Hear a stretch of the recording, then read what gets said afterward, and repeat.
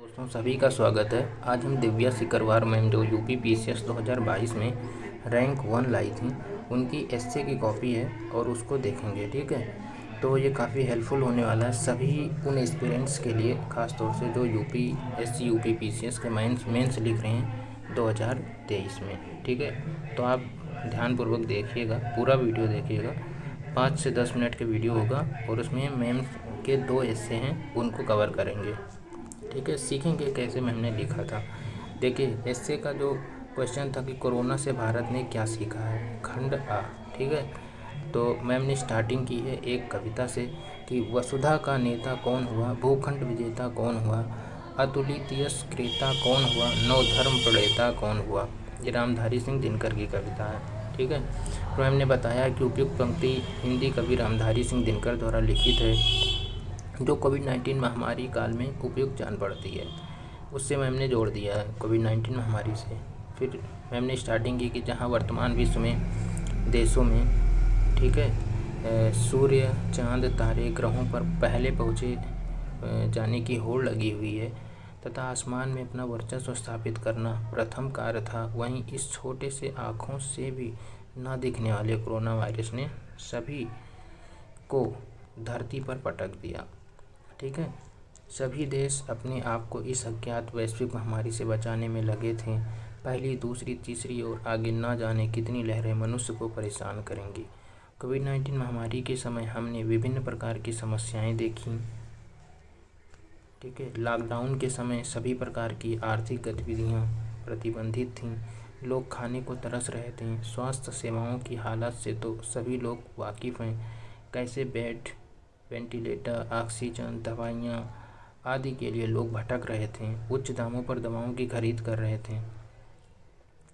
भारत में भी महामारी के भारी प्रकोप देखने को मिले। ठीक है, जनता बुनियादी आवश्यकताओं के लिए परेशान थी, लोग पलायन कर रहे थे, आयात निर्यात प्रभावित था। ऐसे में विभिन्न प्रकार की परेशानियों ने भारत को सबक दिया, जिससे वह स्वयं को ऐसी महामारियों से बचा सके। आइए जानते हैं कि भारत ने कोविड-19 महामारी से क्या सीखा। अब मैम की यहाँ पर भूमिका हो चुकी है, यहाँ से भूमिका समाप्त हुई।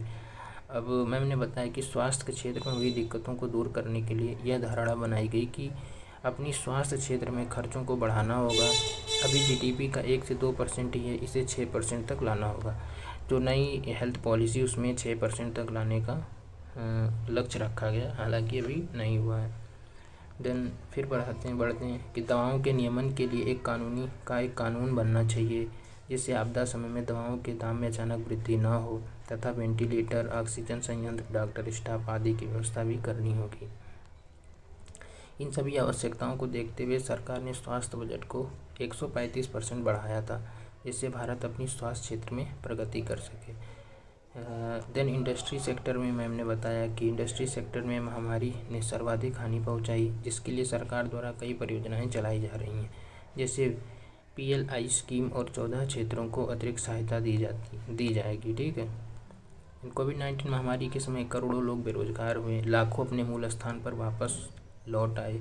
इस समस्या से भारत ने सीखा कि लोगों के लिए रोजगार की व्यवस्था उनके जिले, गांव आदि नज़दीक में ही होनी चाहिए।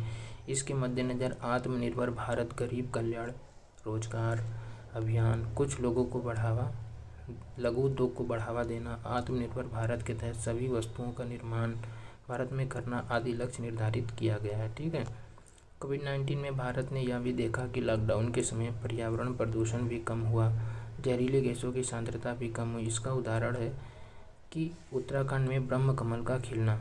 मैम ने देखिए एक एग्जाम्पल से जोड़ दिया, और इस बात का गवाह है कि यदि पर्यावरण प्रदूषण कम रहेगा तब दुर्बल वनस्पतियाँ खिल सकती हैं।